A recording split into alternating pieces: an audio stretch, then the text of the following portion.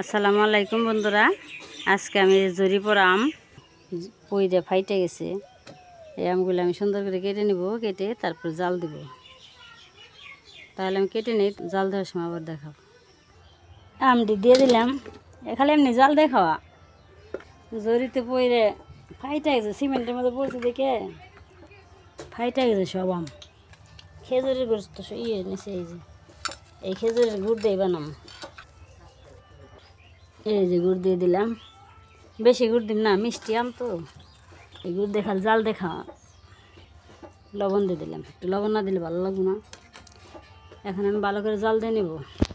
এখানে একটু নাড়া দিয়ে দেবো, পানি দেওয়া লাগবে না, এমনি এই পানি এটা গইলে দেবো। এই যে এইভাবে জাল দিয়ে খালি খাবো। জরিপর আমগুলো ফেলে দেওয়া লাগে, ফাইটে ফাইটে গেছিলো, তাই কাইতে একটু গুড় দিয়ে জাল দিয়ে নিলাম। এখন খাইতে ভালো লাগবো। এই বছর আমি একটা আচারও বানাই নাই। কত আম গাছ ভরা আফার। অন্যান্য বছর আচার বানাই, বড়ুর আচার, তারপরে আমের আচার, আমড়ার আচার। এবছর একটাও বানাই নাই। এই তো এইভাবেই রাখুন। এখন ডাইলা নিম হয়ে গেছে। এই যে বন্ধুরা, আমি সুন্দর করে আমরা জাল দিয়ে নিলাম।